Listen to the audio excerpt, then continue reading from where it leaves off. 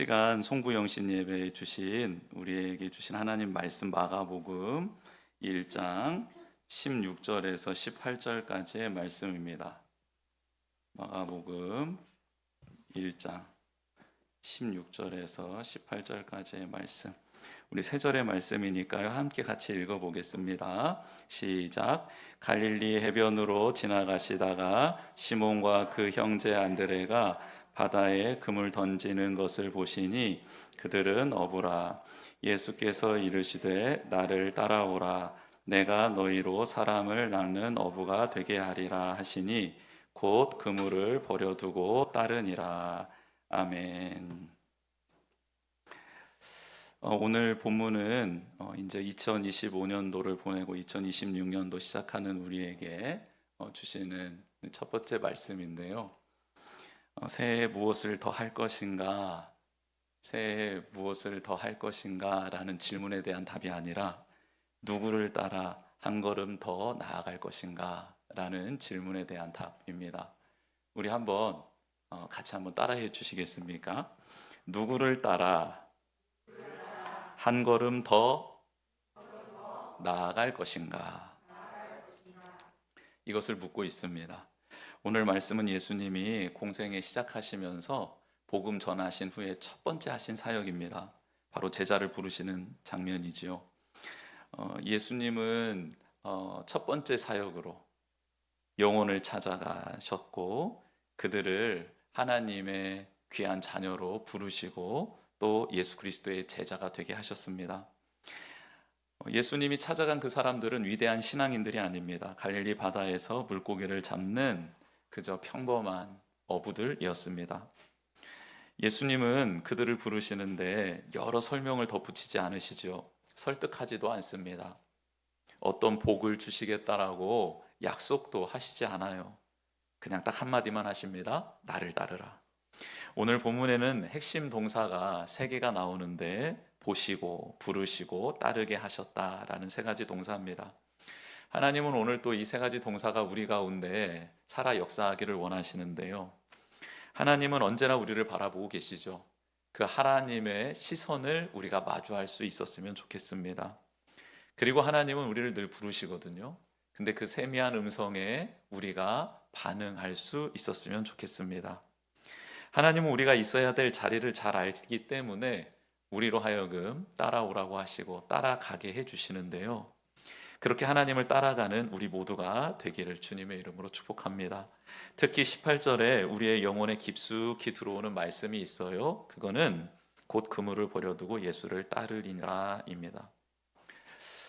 어떻게 이런 일이 있을 수 있을까? 그런데 그 일이 가능하다는 거죠. 오늘 우리에게 주신 이 본문은 미래 계획에 대해서 이렇게 한번 계획을 세워볼래? 라는 메시지가 아니라 즉각적인 방향 전환에 관련된 말씀입니다. 다시요, 즉각적인 방향 전환에 관련된 말씀입니다. 새해는 내가 가진 것보다 더 많은 것을 취하는 것이 아니라 우리를 바라보시고 부르신 그 주님을 따라 한 걸음 나아가는 시간이 되기를 축복합니다.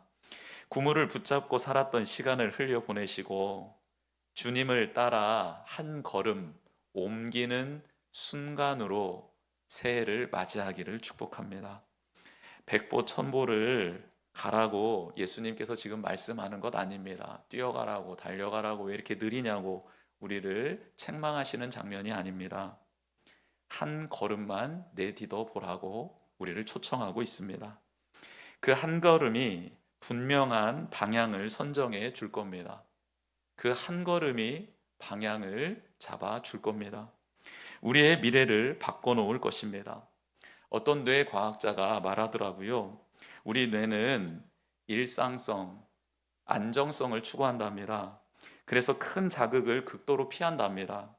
그래서 약한 자극은 별로 신경을 쓰지 않아서 우리가 좋은 습관을 들이려면 뇌의 기능, 뇌의 역할을 좀 잘 알았으면 좋겠다라고 말하는 것을 듣게 되었습니다. 그러면서 우리의 삶 전체를 바꾸려고 하면 뇌가 저항을 한답니다.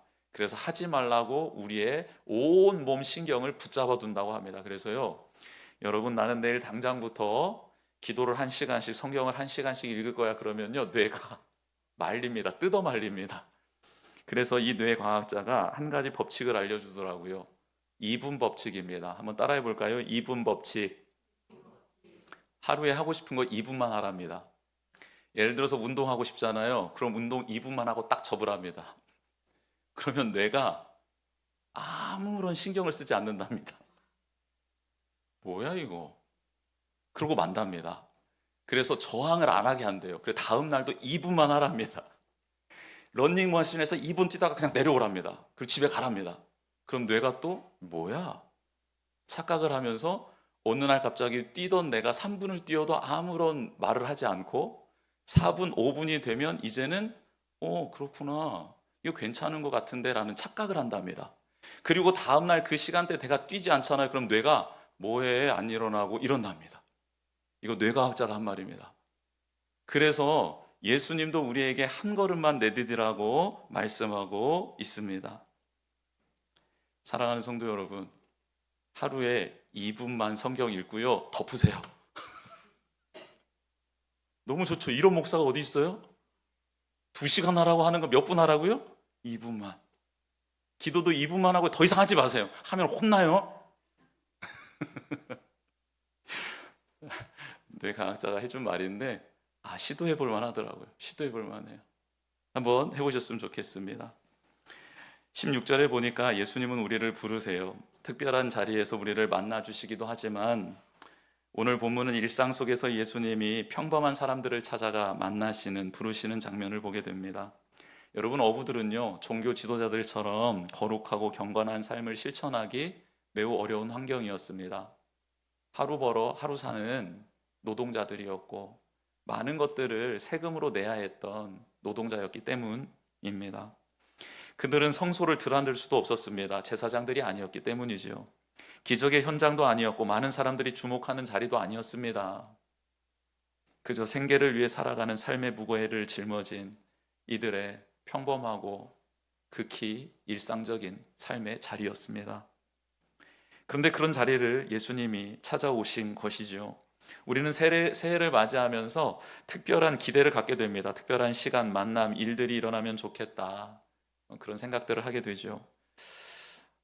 그런 일들이 일어났으면 좋겠습니다. 왜냐하면 평범한 일상 속에 특별한 일들이 있으면 삶의 활기가 돌잖아요. 여러분들에게 저런 특별한 일들이 좀 있었으면 좋겠습니다. 근데 여러분 혹시 예수님의 부르심에 대한 특별한 기대가 있으십니까? 예수님의 부르심은 비범한 순간뿐만 아니라 평범한 나의 일상 가운데서도 일어날 수 있다라는 것을 기대하며 그렇게 새해를 맞이하고 계십니까? 여러분, 비범한 나를 기다리는 그렇게 살아가는 사람이 아니라 평범한 오늘을 비범한 날로 만드실 수 있는 예수님을 만나는 우리 성도님들이 되기를 축복합니다. 17절에 보면 주님의 부르심은 언제나 따르라 라는 초대로 이어진다라는 것을 알게 됩니다. 예수님은 제자들에게 나를 따라오라 말씀하시지요. 와서 내 계획을 들어봐라 라는 게 아니고요. 예수님은 우리에게 그저 나를 따라와 봐라 라고 말씀하십니다. 우리는 예수님의 이런 말씀 앞에 참 질문이 많아집니다. 그렇죠? 염려되는 부분이 있기 때문이죠. 걱정되는 부분도 있습니다. 그래서 망설이고 주저하고 답답해 합니다. 그런데 예수님은 우리에게 자꾸 많은 정보를 주시지 않아요. 그저 그냥 따라오랍니다. 왜 그러실까? 여러분, 우리가 미래를 안다고 그리고 예수님이 알려주신 정보를 갖게 되면 우리가 예수님을 따를 것 같습니까? 예수님이 우리가 궁금한 거에 대한 다 답을 주시면 따라갈 것 같나요? 아니요, 우리는 이스라엘 백성들 그리고 이스라엘 왕들의 모습을 통해 그게 아니라는 사실을 금방 알게 됩니다. 이스라엘 백성들 그리고 그들을 다스렸던 왕들은요, 정말 많은 정보를 가지고 있었습니다. 하나님이 어떤 분이신지, 무엇을 원하시는지 정말 다 알고 있었어요. 그런데 그런 알미 하나님을 따라가고 하나님을 섬기는데 도움이 되었습니까?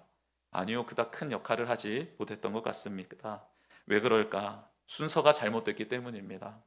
여러분, 정보와 지식은 관계적 변화가 있은 후에 유용한 것입니다. 정보와 지식으로 관계가 형성되는 것이 아니기 때문이죠. 제가 좋아하는 연예인이 있습니다. 근데 그 연예인의 정보를 많이 알고 있다고 해서 그와의 관계가 개선되고 변화됩니까? 전혀 그렇지 않습니다. 그런데 제가 잘 알고 있는 어떤 연예인이 있다고 합시다. 저와 관계가 있어요. 그렇다면 그에 대한 정보는요, 그를 위로하는 데도 쓰임 받고요, 그를 더 깊이 알아가고 그를 격려하는 데도 쓰임 받는 유용한 정보가 되는 것이죠. 그러므로 믿음은요, 정보 축적이 아닙니다. 먼저 관계 변화가 있어야 된다는 거예요. 즉, 예수 그리스도를 나의 구주로 영접하는 인격적 관계가 있어야 그분을 더 알고 싶어지고, 그분을 아는 지식이 유용해지고, 하나님을 더 깊이 알아가는 통로가 될 수 있다는 것이죠. 우리는 준비되면 따르겠습니다 라는 말을 참 많이 합니다. 그런데 주님은 말씀하십니다. 너가 나 따라오면 준비될 거야. 순서가 중요합니다. 하나님과의 관계, 주님을 신뢰하며 따르면 그를 아는 지식들이 차곡차곡 쌓이게 되고, 그건 더 주님을 깊이 알아가는 능력이 되는 것이죠. 18절에 보면 한 걸음 더 주님께 가기 위해 내려놓아야 될 그물이 있다라고 말씀합니다. 여러분, 어부에게 있어서 그물은 생계를 의미하죠. 안정적인 삶, 익숙함, 자신의 정체성을 나타내는 게 그물입니다. 그런데 어떻게 이것을 버릴 수 있을까? 이 본문을 직장을 버리고 오라는 메시지로 받아들이시면 안 됩니다. 우선순위의 변화가 중요하다라는 메시지입니다. 내가 가진 그물을 손에 쥐고 놓지 않는 것보다 예수님을 주인으로 모시고 따르는 것이 더 소중한 사람인지 아닌지를 묻고 있는 겁니다. 내 삶의 우선순위가 중요합니다. 당장 먹을 것 없고 빈 그물이지만 다시 그물질을 해야 살 수 있지만, 그래서 바닷가로 나가야 하지만 예수님이 나를 따르라는 명령 앞에 지금 내 목구멍이 포도청이고 내가 해야 될 일이 너무 많고 내가 분주한 일이 너무 많은데, 그러나 하나님 먼저 만나고 예수님 먼저 말씀 듣고 그 다음에 할게요 라고 우선순위를 바르게 정하는 것을 의미합니다.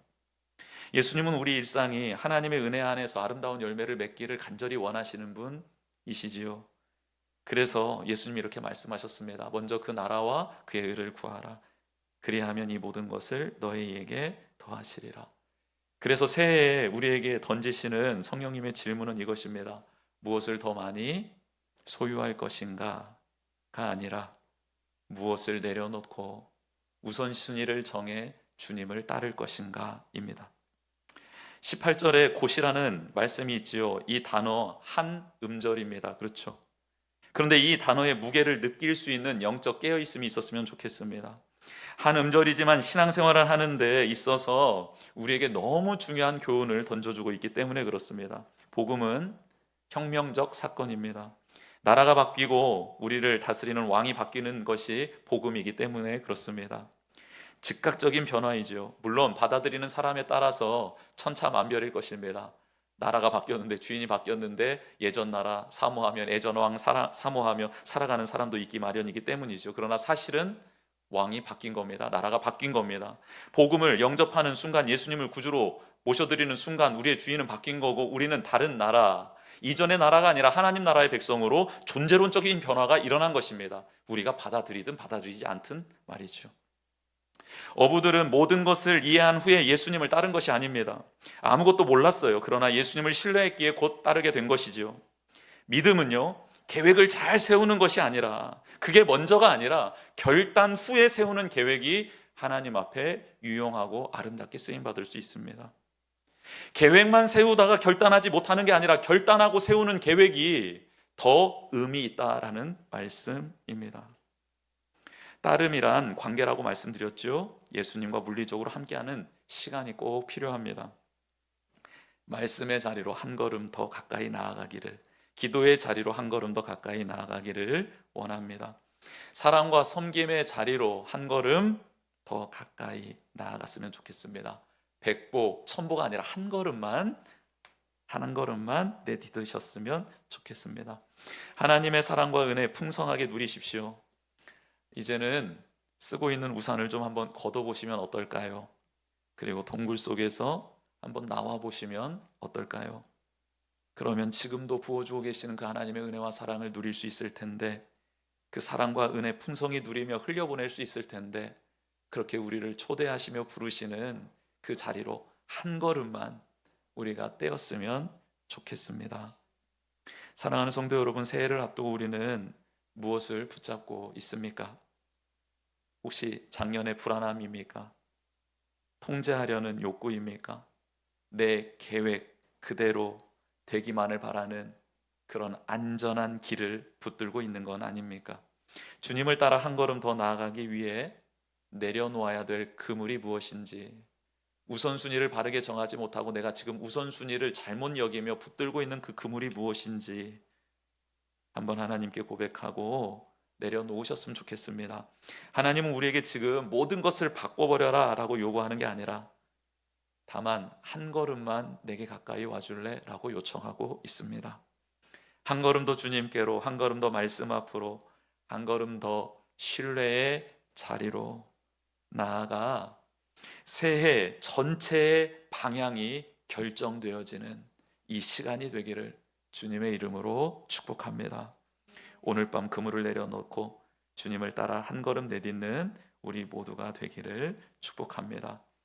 새해는 주님께로 방향을 옮기는 그 한 걸음으로 시작하는 우리 모두가 되기를 원합니다. 이 시간